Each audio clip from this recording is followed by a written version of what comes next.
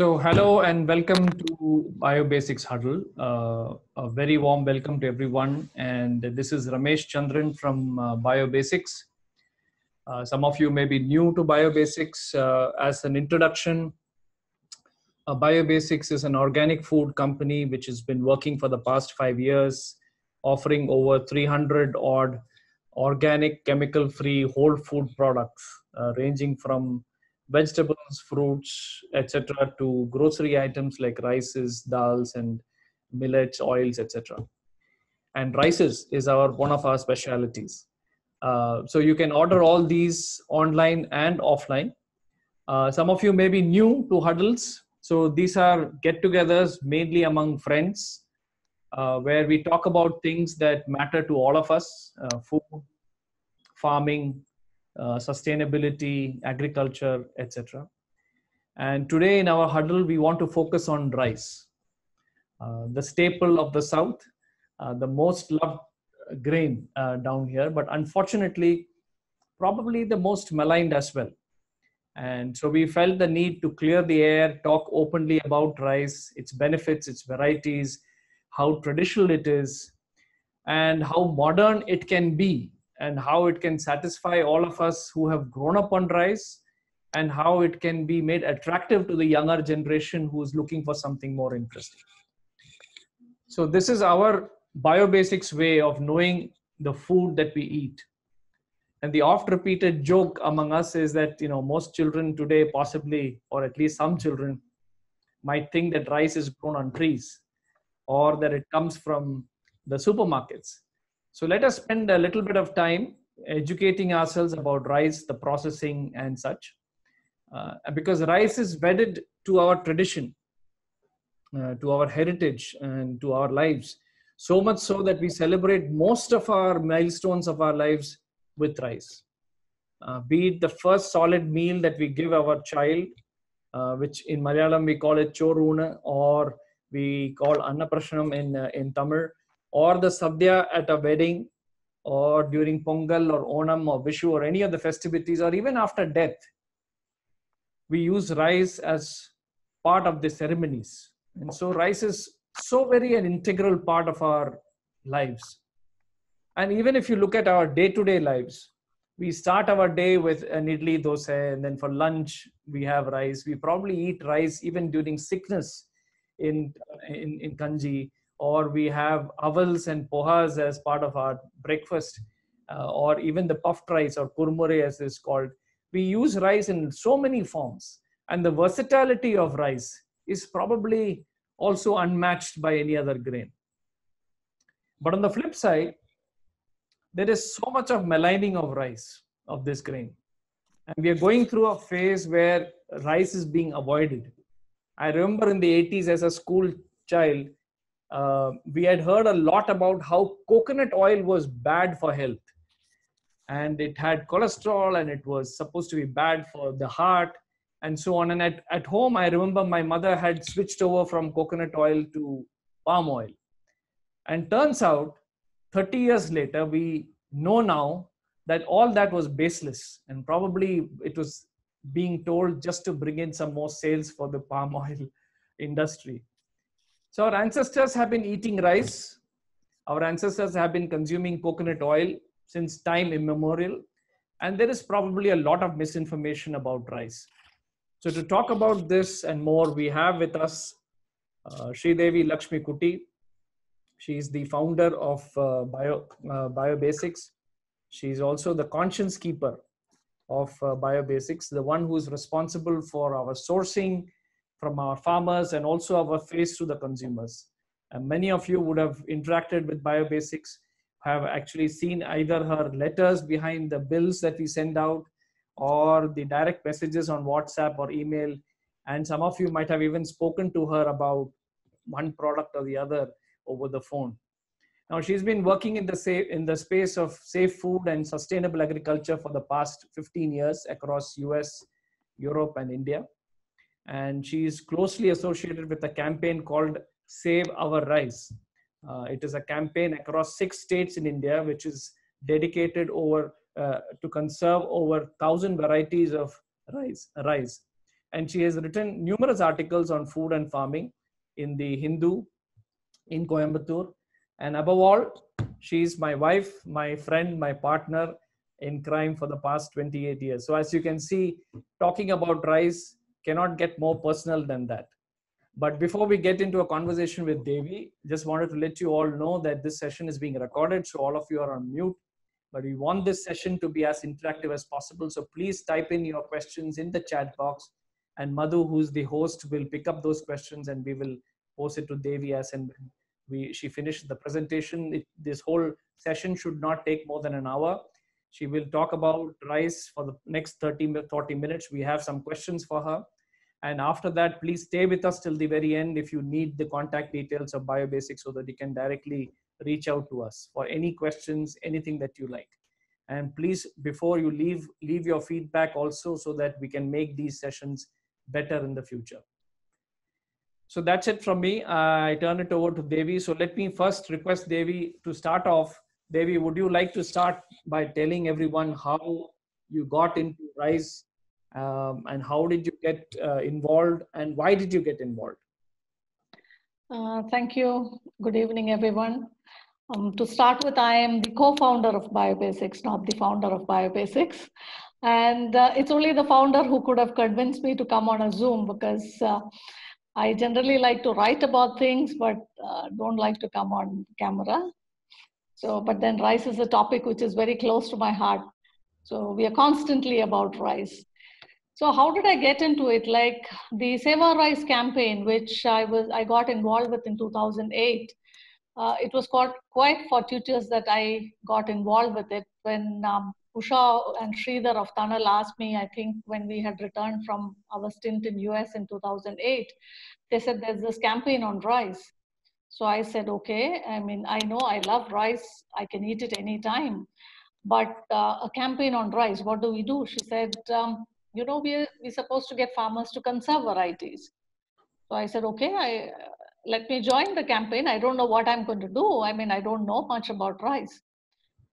And I jumped in just for the love of rice, for the people who were involved. And then it was a big journey. It was a learning. From there began the whole journey of understanding rice, understanding the depth, the breadth of the grain, and how important it is.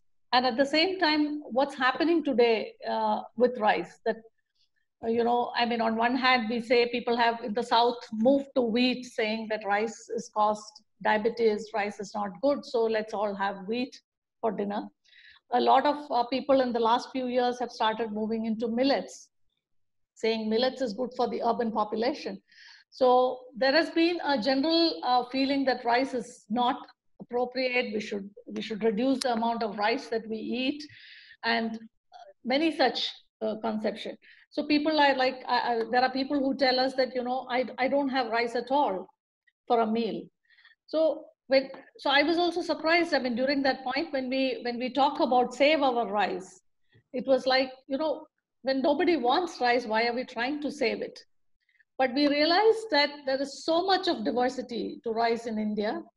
India is one of the centers of origin of rice, which means that a center of origin is where a crop has originated in the world.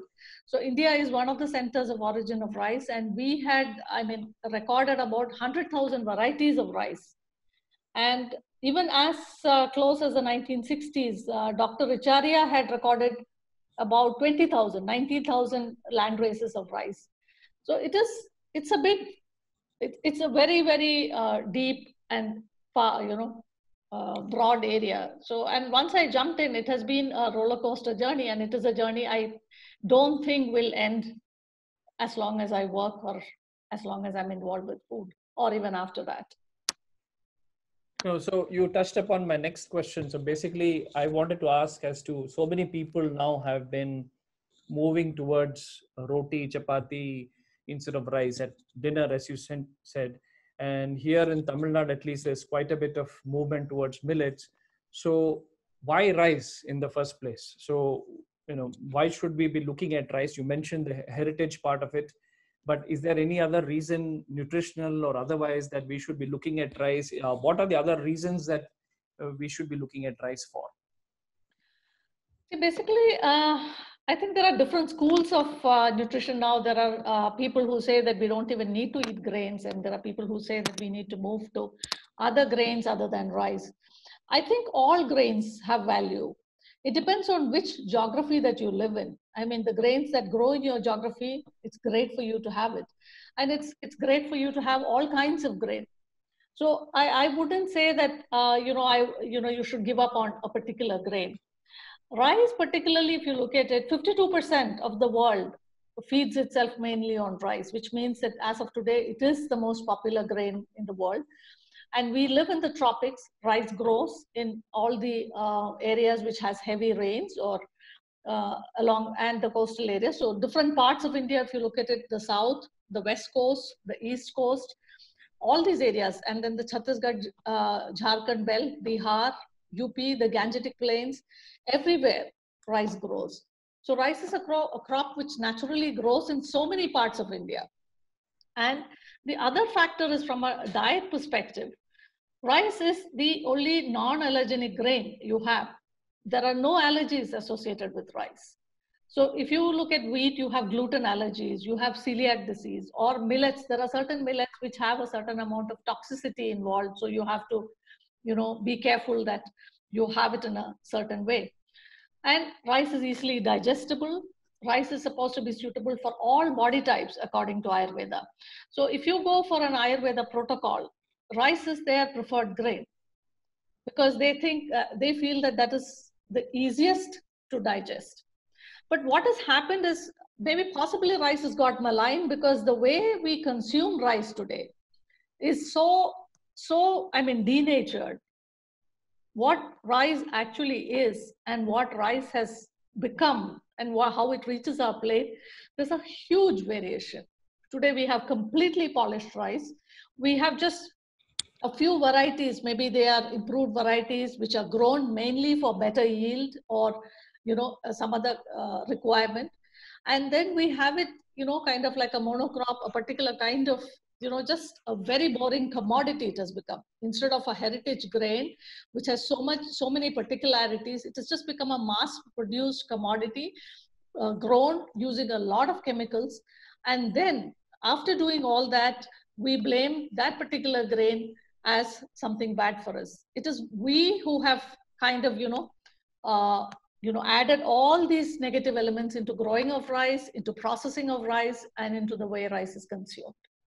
So I think we have to relook at how rice is grown, how it is processed, and how it is eaten. No, fair enough. So from a consumer point of view, talk a little bit about, you talked about varieties of rice. I mean, most of us, I think, are used to the Sona Masuri and Ponni, and those are probably rices that are known in the south of India. And I think people are happy with that. They're consuming it day in, day out. So even I mean, going back 5-6 years, I didn't know the various varieties of rice that we have. And if rice is such an important thing, why are these varieties important? Why not just have 2 to 3 varieties of rice? I understand from the agriculture point of view, but from a consumer point of view, why is it important? Talk a little bit about that, because a consumer would always ask, okay, I can have my regular rice for lunch, and if for special reasons special occasions, I can always have a basmati or something like that. But why all these various rices, and why should I be bothered as a consumer? Why should I be bothered about them? I just wanted to, Madhu, can you just enable? Yeah, share it. Yeah, it's you have to publish. Yeah. So why, as a consumer, should we have different kinds of rice? So the whole thing with rice is, we just look at a small percentage of rices or a small variety of rices, 2 or 3 kinds, and then think that that is all there is to it. But I'm reminded of what Sundararaman Iyer said when Sundararaman Iyer is one of the organic gurus of Tamil Nadu who's been working very hard to propagate, organic farming among farmers to help them.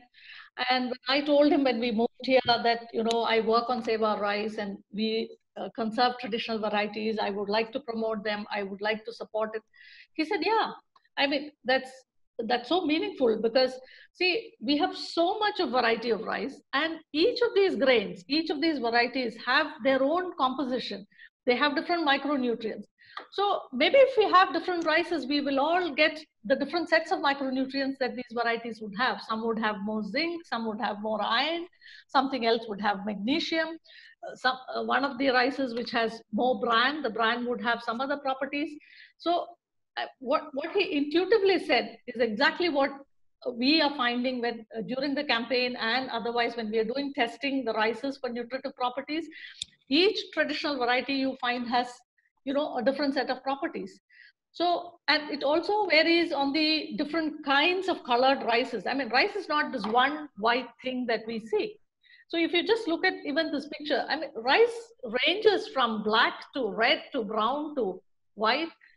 It's a spectrum, and each rice has its own nutritive property. Each rice has its own taste. I mean, you can see the difference in taste when you start eating the different kinds of rice. And also we all love diversity. I mean, the modern humans believe that we have more variety of food than we have ever had historically. We believe that we have a wider range of food, but ironically it is not so. Every day or every month they're finding that we are depending on a smaller and smaller range of food for our diet. So be it vegetables, be it grains, the diversity that we are eating is reducing. In fact, what we are doing is we are just taking one grain or one particular variety and making different processed items with it and having it, and we believe that is the range that we are having.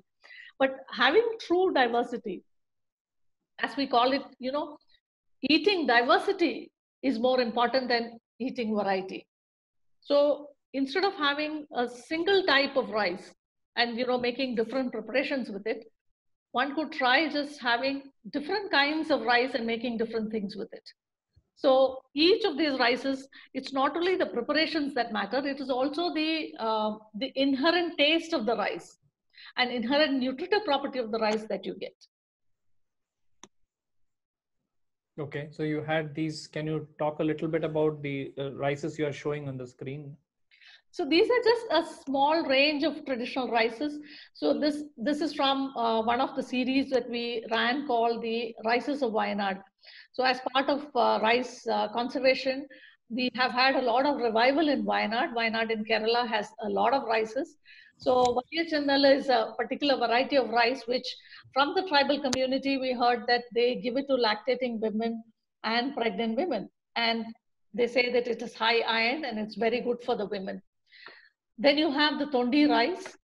It is a big, bold grain red rice, which is normally eaten semi-polished. There are people who eat it unpolished as well with this full bran. It's a rice which leaves you satiated for a very long time. So you have it in the afternoon, you can just continue. You need to have very less quantity of it and you're fine for the rest of the evening. You may not even want to have dinner. Then you have Mullan Karma at the bottom right, which is a scented rice or a fragrant rice. You have different kinds of fragrant rices in India. India has a treasure house of fragrant rices. So, but when we traditionally say fragrant rice, we say basmati. We think it is only basmati, but we have so many fragrant rices, and Mullan Karma is one of them which has been revived in Wayanad. Unusually, it is not a long, slender grain, which is what we are used to in a fragrant rice because we see basmati. It is a big, round grain, but it is a beautiful, beautiful fragrance. And when you cook it, it starts spreading all over the house. Your appetite builds up when you just cook it. It's excellent for payasam. And you can also make risotto. It has a nice sticky texture, so you can make payasam with it. You can also make wonderful risotto or all kinds of Southeast Asian dishes with it because the consistency is so conducive to that kind of preparation.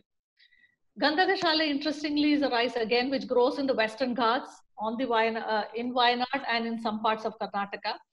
And farmers who have tried to grow it in the plains have said that apparently the rice doesn't have its aroma when grown in the plains. So it needs a low night temperatures in the hills to grow it. This is again not a slender, typical conventional slender grain. It is a small slightly roundish grain of rice, again used for sweets and good for variety rices. And now when you look at some of the Tamil Nadu rices, couple of them, Karpukauni, it's mainly from, predominantly from China. Originally what you call the black rice, they call the forbidden rice, rice of the emperors, which was eaten just by them. But it has spread all over Southeast Asia. And from Burma, it is supposed to have come to Tamil Nadu. And it's a speciality of the Chettinad region where they make the sweet with it. So now people have started using it for other preparations as well, not only sweets. Earlier we just made sweets with it. Now people are trying it out on different snacks. Mapale Samba is Tamil Nadu's most famous rice variety, which has been revived. The red rice, very bold.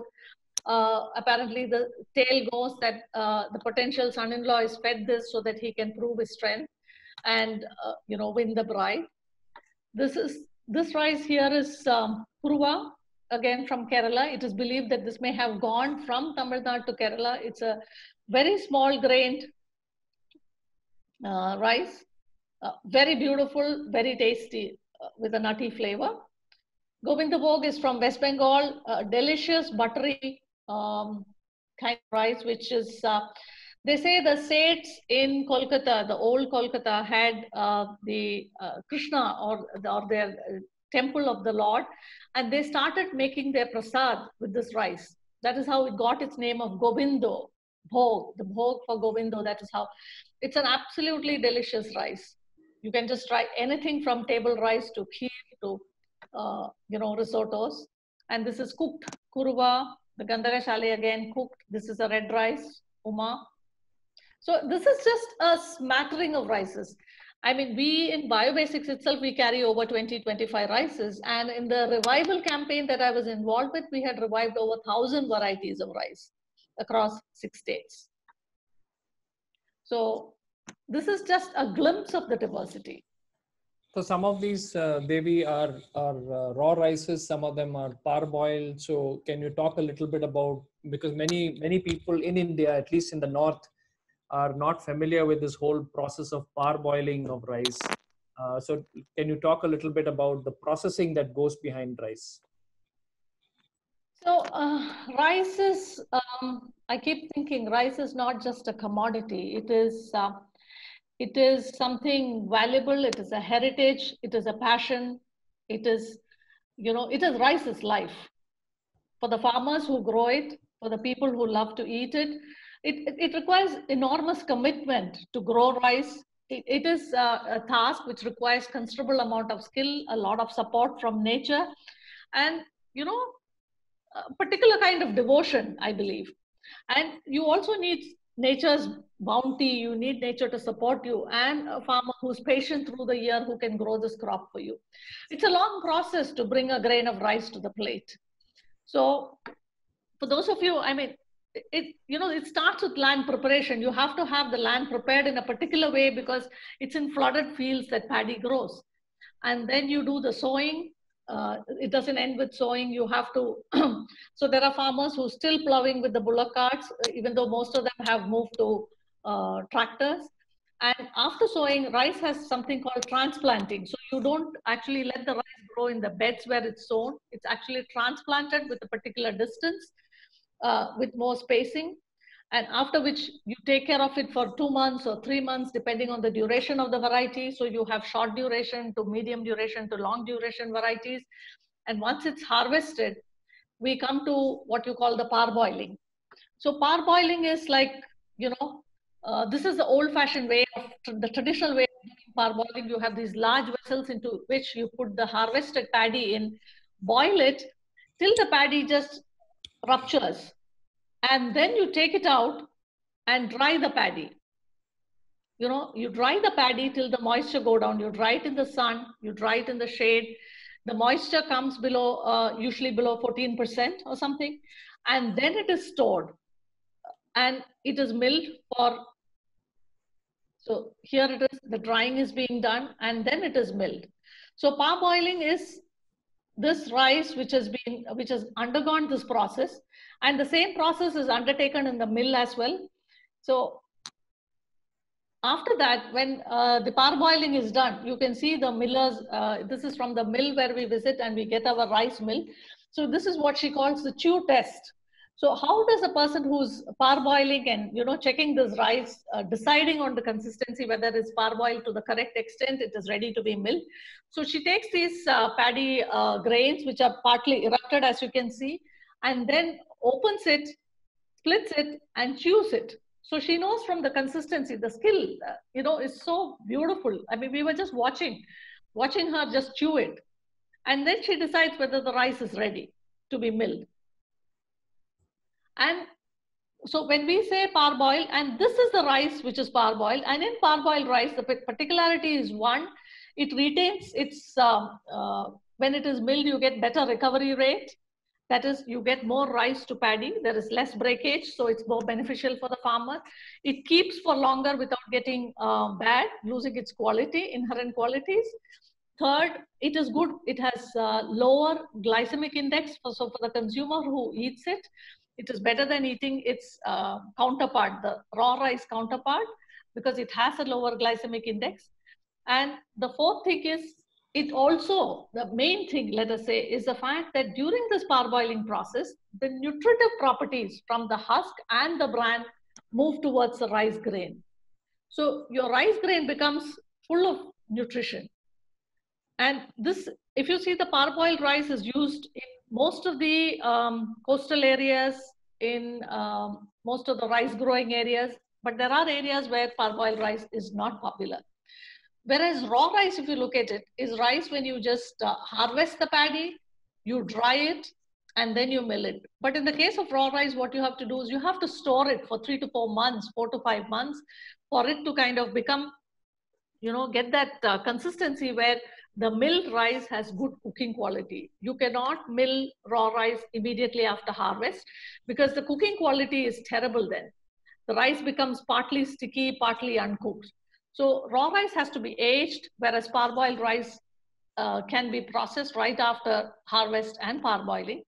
Interestingly, the nutritive properties of parboiled rice was discovered very, fortuitously. I mean, in the turn of the 19th century, there was indentured labor in Malaysia, and they found a lot of them were getting beriberi. And then they realized that the labor who come from India, who have been eating parboiled rice, were not getting afflicted by beriberi. So the vitamins required was available in the parboiled rice, which saved them from getting the detrimental disease. So if you look at it, again in Ayurveda, if you look at it, they always prefer parboiled rice. They feel it is, they advocate it during treatment, after treatment, and at any point. So now, okay, so there is parboiled rice and the raw rice, and then we also talk about the distinction between semi-polished, polished, and then the unpolished rice, with the bran and without the bran. So can you just, from a nutrition point of view, from a consumer point of view, can you talk a little bit about what is good and what is not so good? So the parboiling versus raw is the basic primary process. You decide whether you want it parboiled or you want it raw. After that, even within parboiled, after the parboiling, during milling, you can have the rice, ranging from 0% bran. So your husk has to be removed. So if you look at it in the picture, the brown here is the husk of the paddy, which is inedible, which is what is used for burning. It is used for many other things. The red, what you see on the grain, is the bran. And the grain inside is almost white for most kinds of rices. Except the red rices, which have a pink tinge, most grain, I mean the germ is kind of white. So after the parboiling, during milling, you can decide whether you want to keep any of the bran, which if you keep 0 bran, it is like completely polished, you can keep the 100% of the bran. So in this image that you see as the rice here is 100% bran, because she has just peeled off the husk and all the bran is intact. So when we, in the market, commercially what you get is literally 0% bran. It is goes through the milling process. It goes through something called silky polish. So complete bran is removed and all the bran goes into rice bran oil. So one of our farmers who I was speaking with yesterday in some other context, he was saying that they have to pay more to mill organic rice with bran, because when the milling happens for a certain number of kilos of rice, the miller has an expectation that he would get so many kilos of bran. So in this case, when you do semi-polished rice or unpolished rice, the miller does not get that quantity of bran. So you have to pay him extra for the loss of bran. So think of it, the bran is just going through the mill from your rice, and it comes back as rice bran oil. Whereas you should be having the bran along with the rice. So the commercial rice that you get outside has zero bran. Many organic players, including Biobasics, we generally keep rice with bran. Particularly in Biobasics, we retain most rices have bran ranging from 15 to 20% up to 100%. So anything which has some amount of bran up to 80 to 90% is called semi-polished rice. And what is full bran is called unpolished rice, which in Tamil Nadu and Kerala, they call it Kaiputtal Arisi or Kuttari. So the Kaiputtal Arisi, the terminology means it is something hand pound. So it is because originally, much before the mills came into being, the rice was milled by women in mortar and pestle. So even now the terminology continues as hand pounded rice or Kaiputtal Arisi, whereas in reality today hardly anybody does Kaiputtal Arisi. You have the rubber shellers in the mill which can do the full bran rice. So in Biobasics we call it as full bran or unpolished rice, and what has part bran we call it as semi-polished rice. So in this also you can distinguish the full bran versus the semi-polished rice, because when it comes to red rice, the full bran rice would be fully red. The semi-polished rice would have streaks, the streaks of white and red. I mean, the previous picture when we had the Uma rice, which on the right-hand side, what you see is semi-polished rice, because you can see the streaks where it has been removed, the bran has been removed. So here, if you look at it, the black is a full bran rice, the Mapale Samba is a full bran rice, and the Kurva here, which is showing, is about 80% of bran. And I don't have a white rice picture which has a semi-polished, because these are very low bran, both Mullen Karma and Gandhakashale, because being centered rices, mostly it's preferred with less bran. So it would have about 10 to 15%. So if you had about 50% of bran on a white rice, it would look kind of yellowish, a faded yellowish gray color. And when it's cooked, it's almost white, but it's never as white as the white rice that you normally get in the market. So there is no hand pound rice as of now. So when people say Kaiputtal Arisi, is it the most of the rice is being milled in a machine, and is there any hand pound rice at all? No, I mean, very few farmers in tribal areas, in remote areas, in Odisha or Jharkhand, there are families which do Kaiputtal or hand pound rice for their own use. They have the mortar and pestle, they have the skill to do it. But in South India, if you look at it, except very few committed farmers who might do it for their own use, or they do it as a specialty thing because they want to give it, no, you cannot do it. And there's nothing wrong with that, because it is a very onerous, and it's a kind of backbreaking process. So to expect that, the women will hand pound our rice is quite an unfair expectation, because we have found intermediate technology to deal with it. So I wouldn't say that hand pounded is what we should move towards. I think we should use these mills with rubber shellers, which give us the full bran rice. So that is where the technology comes in. We have to have intermediate technology, which makes it easier on the farmer, easier on the farm workers. That is another consideration which we should move towards, as long as we get the nutritive property of it. Now, speaking of the unpolished or the semi-polished rice, one of the things that I have experienced, and you can correct me if I'm wrong, is that the quantity of rice that you need when you eat a full bran or a semi-polished rice is far lower than if you eat completely polished rice. So the satiation levels that a consumer or a person experiences is much quicker in a semi-polished or a full bran rice Whereas when same person eats fully polished rice, he needs to eat a lot more to feel the same level of satiation. Is that an accurate statement? Yeah, the unpolished rice has a lot of bran. This is a lot of fiber. So unpolished or semi-polished rice, when you're having it, you're also having the fiber. So you need much less. So the more bran there is, the less you need to eat. And it is more wholesome and healthy because you're also eating the fiber. You're not having pure starch. When you have polished rice, you're having pure starch. And I remember one of our friends, Dinesh, who's been eating millets regularly, or unpolished rices. We took him to one of the restaurants to have a meal, and as usual, there was a huge amount of white rice given. At the end of the meal, he was telling us that I'm getting a sugar high. He said, I'm not used to eating this kind of white rice. It's just going straight to my head, like it's becoming pure sugar right in my mouth. So that is the other difference.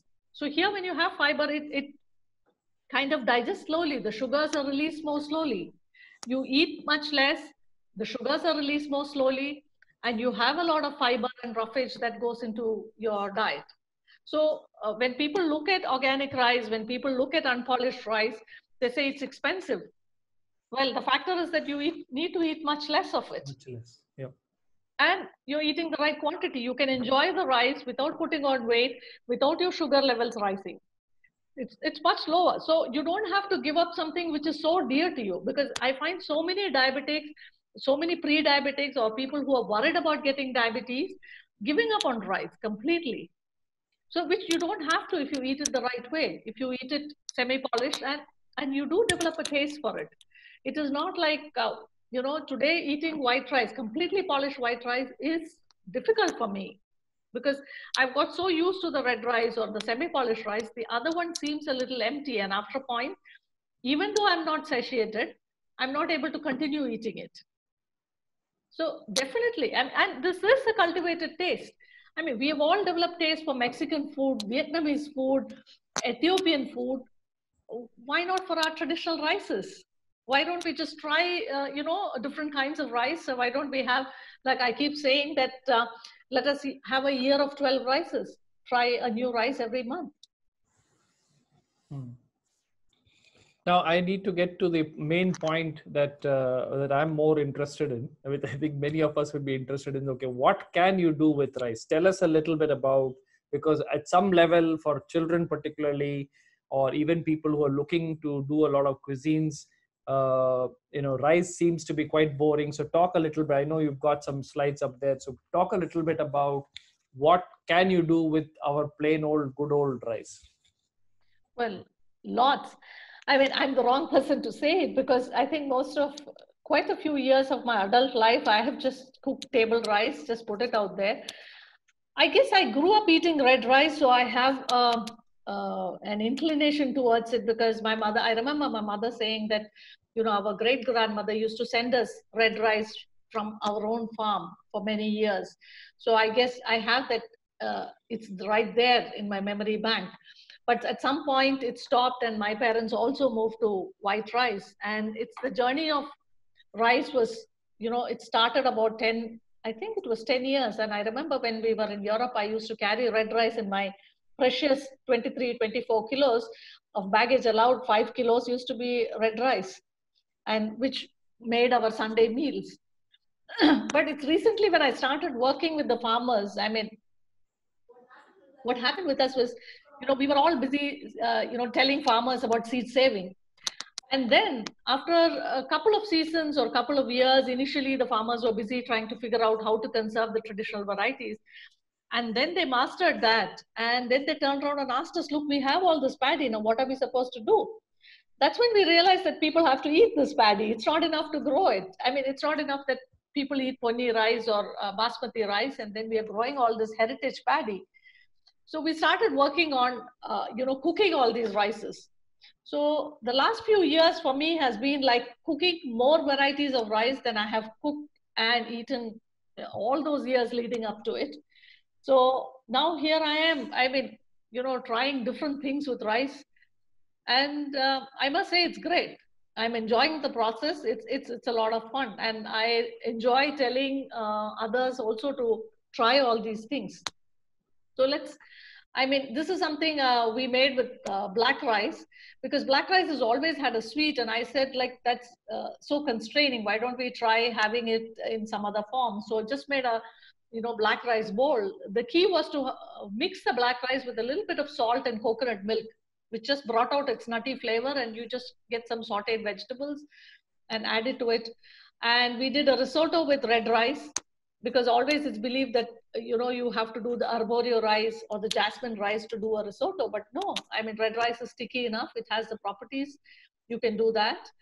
So this is not with rice exactly, but with the rice, flattened rice, or the rice flakes or poha, and puffed rice, that's a puri. It's a muesli which was made with it, which was absolutely delicious with dry fruits and everything. It can be as good as any other muesli you get in the market. You just have to dry roast it, throw in all these things, melt a little jaggery, and you're home.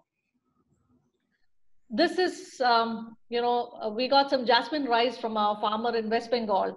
Jasmine rice is what we, have it with the Thai food, the Thai jasmine rice, which also grows in the Orissa Bengal belt. It's a sticky rice, so something like a curry laksa can work with it.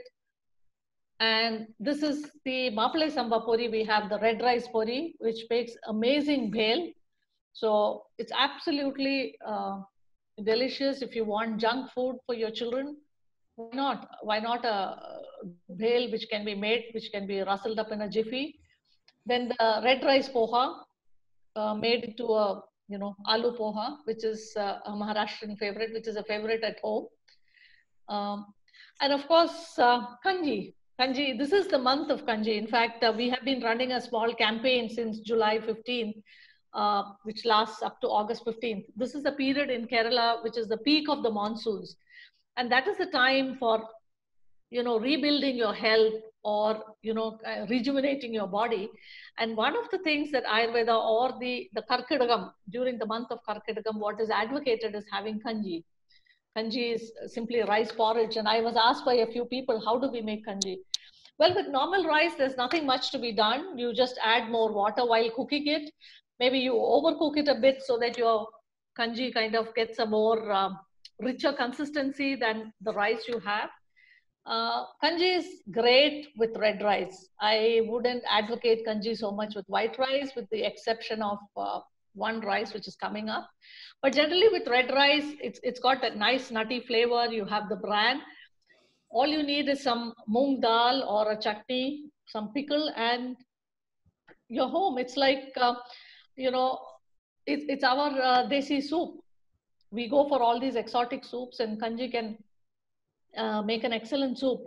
Talking of kanji, the kanji water, even when you cook rice by the draining method, you just have to take the kanji water and just, add some salt, add some pickle, and it makes a great drink. It's nice and thick. It has that nice, rich pink color, and you can make a wonderful drink with it. So what I have here is another kind of kanji, which is this is made with Ilipaipu Samba rice. Ilipaipu Samba is a very interesting rice. The paddy is black in color. And when it flowers, it has the smell of the mahua flower. That is how it got its name. Ilipaipu is mahua flowers in Tamil. So the Ilipaipu rice got its name because of the fragrance. It has a very slight fragrance, even as a rice. It is a white rice. It's got a slightly greenish tinge, unpolished.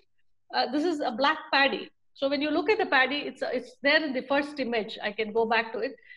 It is a black paddy. Once you remove the husk, it is kind of whitish green, kind of bran.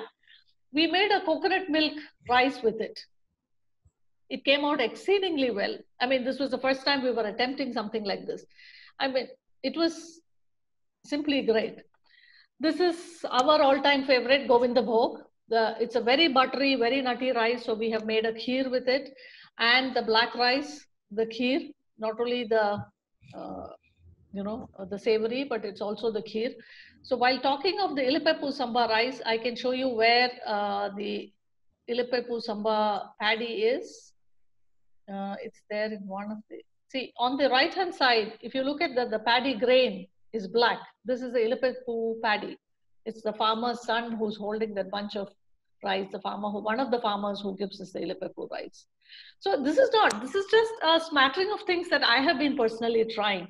So we have had some chefs who have taken rices from us, trying some things, very interesting things, and they're finding that it has got its own flavor because each of these rices is so flavorful. Good. Thanks, Devi. I think it's time for us to step into questions. I think there are a lot of questions which have come along. So I'd request Madhu, can you just take over, read out the questions one by one, and Devi can address them. Before I do that, Madhu, can I just show this small video of when I said rice is about, it's about commitment. So we, in Wayanad, with the farmers from where we get the rice, they have also revived. There are a lot of festivals, a lot of celebrations associated with rice growing. I mean, rice is not a commodity. It shouldn't be a mass-produced commodity. It should be something which is celebrated, which is, grown with a lot of respect and love. And this festival is called Kambala Nati. Nati means to plant. So this is done during the transplanting of rice. And this video has never ceased to move me. It's about music, it's about food, and it's about, growing rice.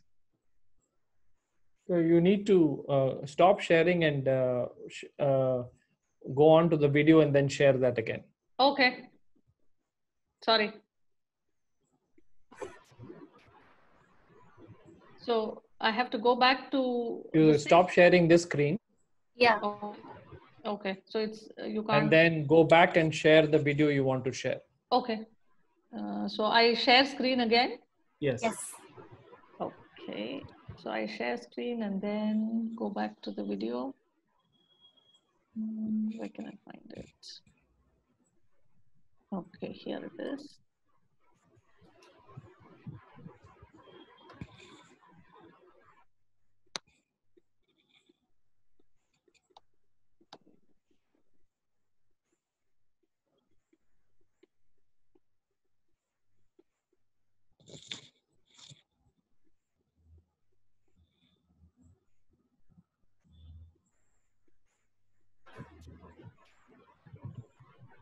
Are you playing the video? Yeah. Could you see it? No. Okay. So this Just- double. Shall I try again? Or shall we do the questions and Yeah, just a second. I'll figure out the video. I'll play the video. We can start with the questions. okay. Do you mind not sharing your screen? Yeah, I will just stop. Yeah, stop sharing. So one of the first questions we had is does raw rice and sorry. Let me go ahead. One of the first questions we had is, does red rice and black rice, do they also come in like raw form, parboiled form, and all of that? Yeah, all rices. So the parboiling is a process. So you can do it with any variety. You can do it with the red rice, you can do it with the black rice, you can do it with the brown rice. Any variety you can do it. So now even the black rice, traditionally the black rice was not parboiled because it was used only for sweets. But now people are wanting to use it because of its very high anthocyanin and antioxidant content. People are wanting to integrate it into their meals or as snacks. So now our farmer is actually attempting to parboil it so that people can make idlis with black rice. So maybe that's something we would be featuring in future. So how does what rice is parboiled, what rice is raw? How is it decided, or is it something that is an ancient knowledge? How does it go? I think every rice can be parboiled. Interestingly, it's all table rices are parboiled. Most farmers make medicinal and other rices available raw. They feel the medicinal rices, it's better to have it raw.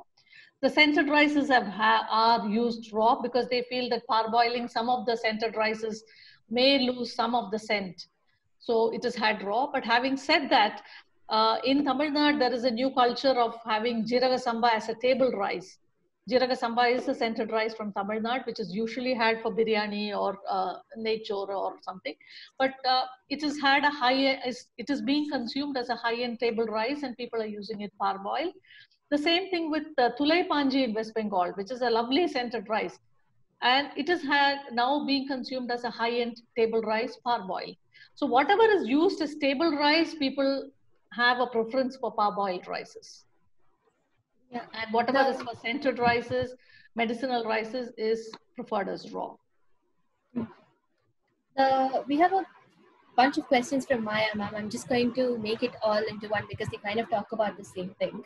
So her thoughts were, millets have more nutritional value, and they are said to grow in areas which are drought resistant. They are drought resistant crops. They don't need that much water, and rice requires more water. So is it better to go back to millet consumption and only conserve rice in areas where there is more water? Can you touch on this? Yeah, definitely. I mean, I would advocate growing rice only in areas which are traditionally rice growing areas. I mean, what we've done as part of the Green Revolution of growing rice in Punjab or growing rice with irrigation is not required at all. So, like I said initially, having rice, having millets, having wheat, I advocate having all kinds of grains, depending on what you grew up with, what your body is used to, what is native to you. So I wouldn't advocate, I won't say millets are more nutritious than rices. It doesn't agree with everybody. Clearly we know, at least in our household, one among us cannot have millets. Our vata gets so aggravated that he develops complications. So we can't say that, millets are universally good, or wheat is universally good, or rice is universally good. See, there are people, highly diabetic people, who have to maybe, stay with millets. So one has to work out what is best for oneself. And growing, definitely it should be grown only in areas which are suitable. And millet growing, even though we think that millet growing is easy, from my own experience and that of farmers, I can tell you it is tough. The birds go away with your millets. The millets also need a lot of protection. They need to be taken care of. They may not need water, but they need a lot of labor in critical times. And their processing is very complex, which makes the recovery rate much lower, which is what is making unpolished millets more expensive. So it is not a debate or between the three grains. I think all grains are viable, and I think we should have more and more grains, whatever is there. That is the approach to take. That is what I personally believe in. Yeah. And Pankaja ma'am wanted to know, why did so many of our rice varieties disappear, and what is it that took them away from the public memory? This actually happened, see, when the Green Revolution was introduced, because we were having a food security problem, the government or the agricultural universities came up with the idea that improved rices, high yielding rices is the need of the hour, that we need to produce a lot of rice, we need to produce a lot of grain. So we went into chemical farming, and we went into varieties which were highly responsive to chemical farming. And we advocated that farmers use only those high yielding seeds. So they began using that. With that, what happens is, with seed, see, in the field or in the hands of the farmer, a seed has life only for 2 or 3 seasons. It doesn't last beyond that. So if he doesn't grow it out, or she doesn't grow it out, the seed becomes unviable. So when these Green Revolution varieties were given maybe free, given cheap, and were promised, the farmers were promised a lot of yield, many of them moved towards that, with also with a lot of chemicals in use. And slowly, and the the government procurement system also prefers to procure that kind of uniform rice. So you have, you get it cheap, you are assured of a high yield, you get subsidized fertilizer and pesticides. Pesticide subsidies have just gone down now. Has been removed just now, and it also gets procured. Farmers move towards that. And that was it. After years, the seeds, the heritage seeds that they were growing started disappearing. So they were left with a few farmers in remote areas, or few farmers who were committed to the seeds, and the rest started disappearing. And we have lost, from 1 lakh varieties to even the 19,000 that Dr. Acharya has recorded. Maybe today, Dr. Debal Dev says that we have around 6,000 varieties. So this revival that has been happening, through the Save Our Rice campaigns and many other groups, is something wonderful. it is our heritage, and we need this diversity. Tomorrow, if we just limit our crop to a single variety, if you have a major disease or a major pest attack, you can lose it all. You need the diversity to keep the balance. So here I'd just like to add that although in the past the government policies or the green revolution was probably had led to these decimation of the other varieties, I think looking forward, it would be the reluctance of consumers to consume a variety of rices which can actually decimate the future varieties. So one has to understand, as Devi mentioned, it's important to understand that unless and until the consumers consume a variety of rices, the farmers will not be able to produce and maintain those varieties of rices. So it is actually in some ways, the onus now comes on us as consumers. Yeah. One of the first articles I wrote on rice was eat your way into agrobiodiversity. So it is for us to, you literally have to eat diversity for diversity to flourish. Because in the wild, you leave it intact, you leave it untouched for diversity to flourish. But on the fields, you have to eat it for it to flourish. Yeah, that is so well said. Thank you. Now we have a lot of questions about cooking rice. Yeah, the sure. first one is, is there a difference in cooking unpolished, semi-polished rice? Like, what should we know when they buy semi-polished, unpolished rice? Yes, the cooking time required increases as the amount of bran increases. So the polished rices are the easiest to cook, and the completely unpolished rices take the longest to cook. Having said that, it is not that difficult that we have to give up on it.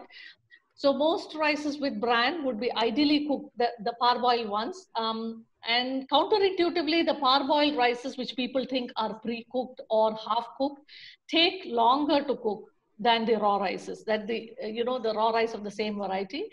So the parboiled rices, when the more bran it has, like I said, it takes longer. So most semi-polished or unpolished rices, you kind of pre-soak it 2 to 3 hours or maximum till 5 hours, depending on the type of rice. And then if you're cooking it with the pressure cooker, you add water 1:3.5, 1:3, ranging to 1:4. Again, depending on the, Kurva would require 1:3, Uma would require 1:3, Tondi and Mapale Samba would require up 1:3.5 or 4. And let, run it on a the high flame, put it on the high flame for about 3 whistles, 4 whistles, lower the flame, have another 3 or 4 whistles. Don't stint on the whistles. The rice is not going to go anywhere. Just relax, let it go for another 4 whistles, switch it off, let it cool down. You should be fine. So rices with bran, the key is, the rice has to open up. Like you saw in the picture of the Uma rice, the rice has to open up into a nice pink flower. What happens is most of the time when you find it, the rice lies like a big bean. It seems uncooked. So people try to have it and then they feel it doesn't mix with the gravy. They feel that they can't digest it. It feels heavy.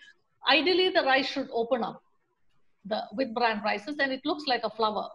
Maybe I should show that, Madhu, briefly. No, it's okay. It's okay. There's no time.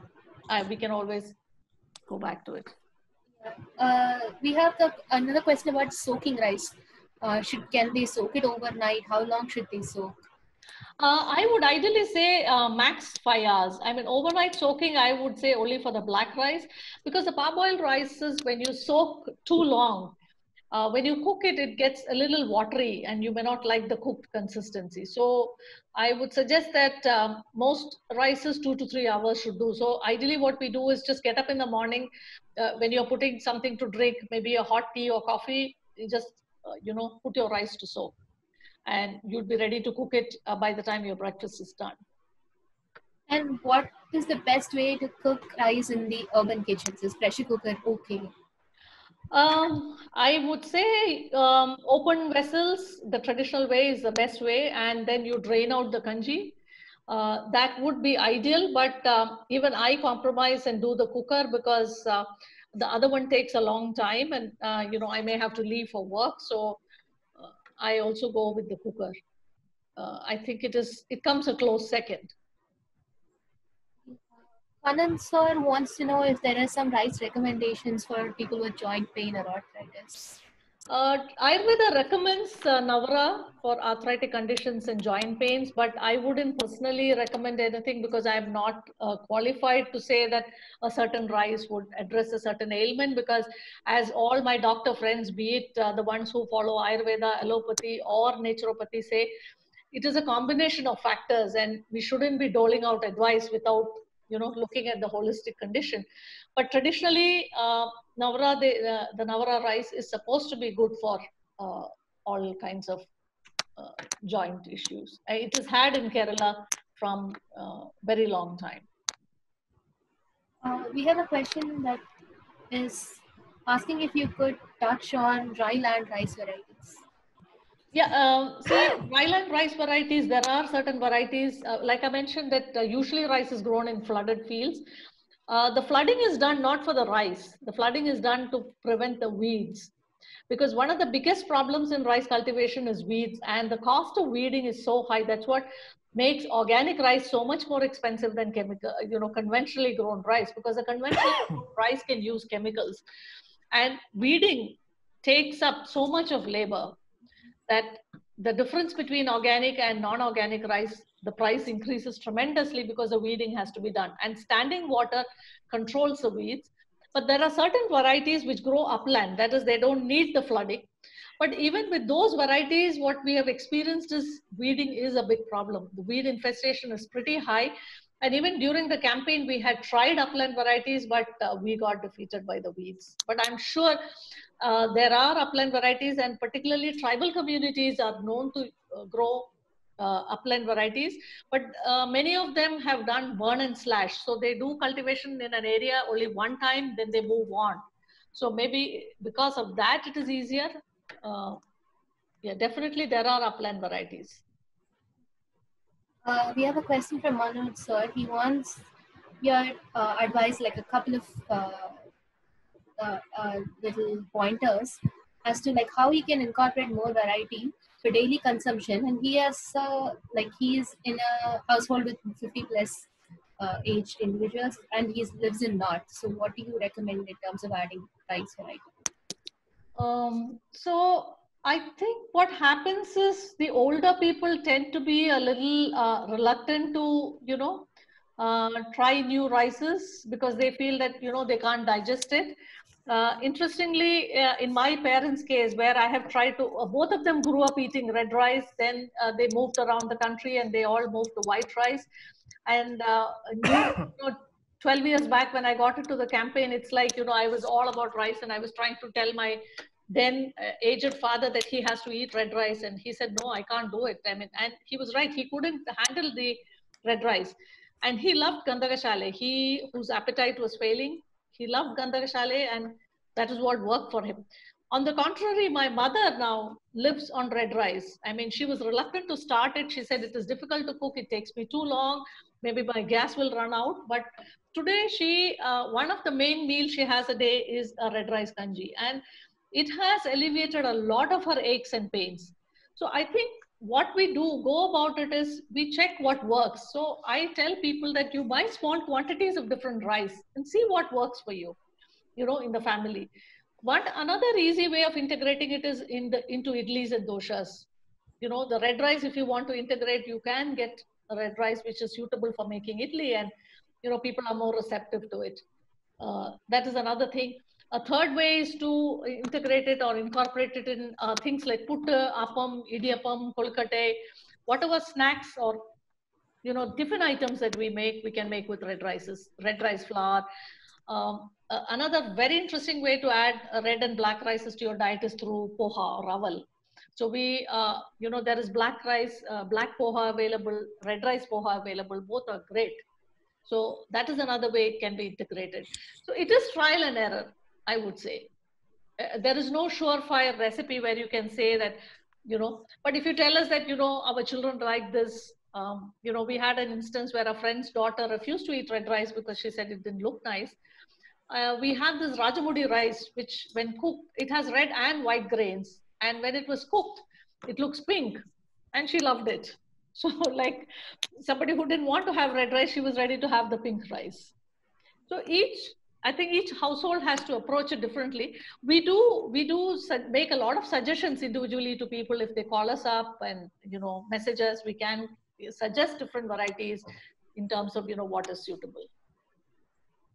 So Amit sir has a big question. I'm taking it in parts. The first part is, can we eat rice, breakfast, lunch, dinner, all these? And yeah, I think that will be, you can answer the first part.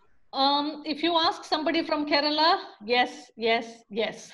But if you ask people from parts of Tamil Nadu, they would not, you know, there would be people who, you know, don't want to have rice for weeks together. So it is personal. I did try, I mean, to Maya's advice, when we moved back here to Tamil Nadu, I had the same thought that, you know, millets is what we should be eating because Tamil Nadu has no water and we should have millets. I mean, we stuck it out for 6 months. The result was, you know, lunch was not for us a great affair. I mean, we somehow made ourselves have it. And it had a detrimental effect on one of us who just lost weight, started other problems. And the other person didn't particularly enjoy it. So I would say it's what you grew up with, and it's also your present health condition. Do you want to lose weight, or do you want to, you know, whatever. I think it is diabetic conditions. And yeah, diabetic conditions. I wouldn't advise that you have rice all 3 times a day. Definitely millets would help because and if losing weight, I'm told millets definitely help better than having rice. Of course, having completely unpolished rice will allow you to have rice and not put on too much weight. And what is like? It combines with milk, yes. I do not try it with milk, but there are people who have pal kanji. It's very popular in Kerala. Even in Tamil Nadu, I think people have what they call pal kanji, that is kanji made with milk and rice. We have it with coconut milk. That is another Kerala quirk. We add coconut to everything. So it's rice and coconut that we live on virtually. So yes, different rice grown in different seasons. So we must take different rice. Yes, yeah, we do have different varieties. So I don't think today we have the knowledge to know that, you know, these rices are good for this season.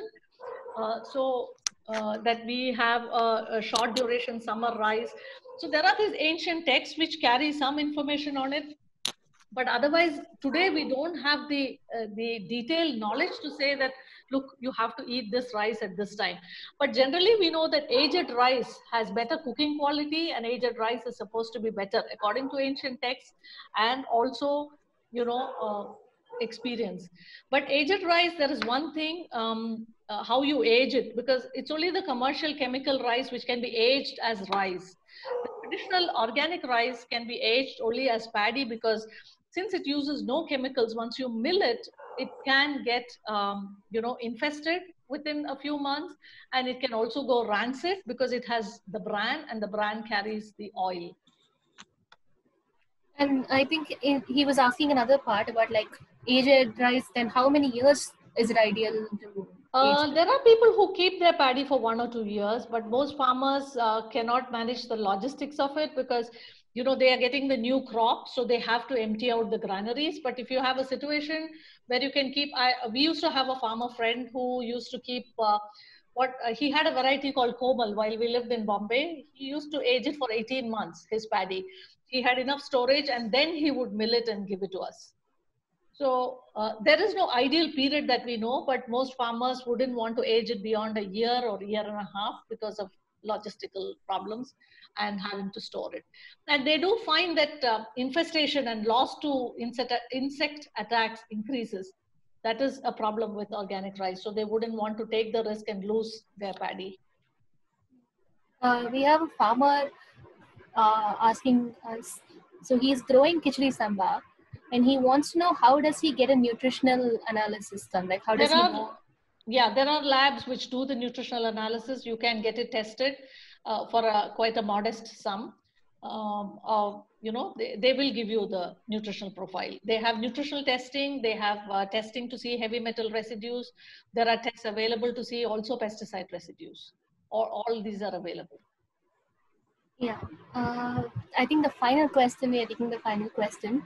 And the question is, does indigenous rice variety require less water? Do they require less feeding than the modern hybrid varieties? I wouldn't see that, but indigenous varieties are generally more pest resistant, many of them, because they are not bred for high yield. So each of them has a different property.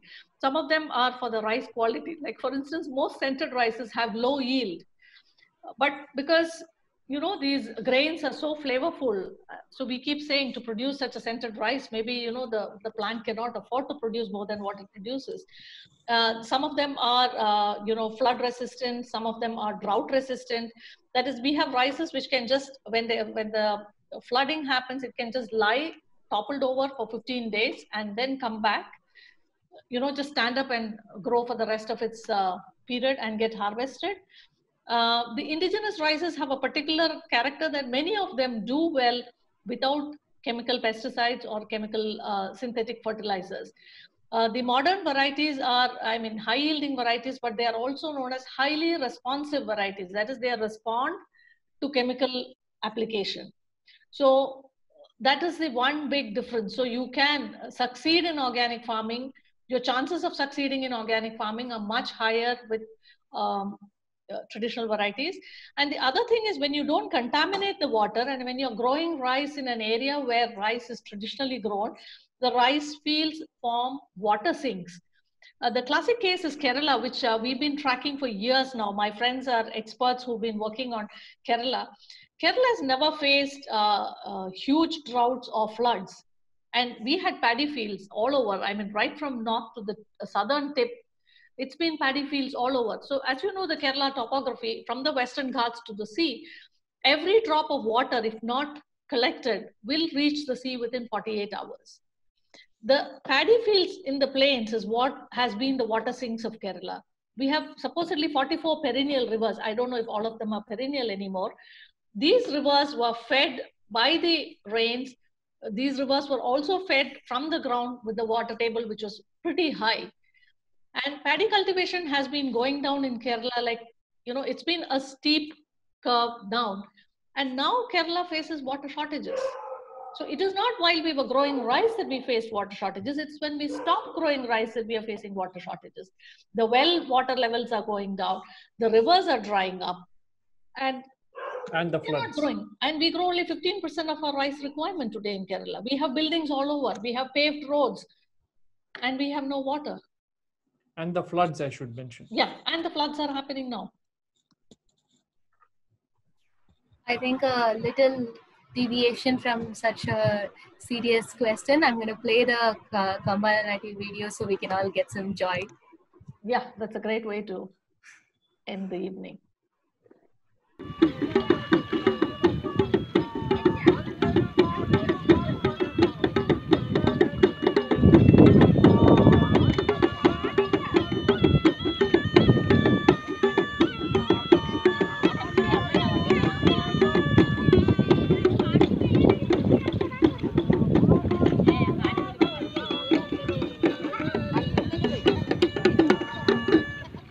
Let's wind up at this point. Thanks everybody for being here and for all those questions. And Devi, thanks a lot. I can't say that I haven't seen you in a while. So, so anyway, good to have you with doing the huddle session and sharing your experience in a very nice way. There has been quite a few suggestions that we should document all this and share it with everybody, which we are in the process of doing. So anyway, thanks everybody for joining us at the BioBasics Huddle. Our numbers, contact details are on the screen, so feel free to contact us if you want.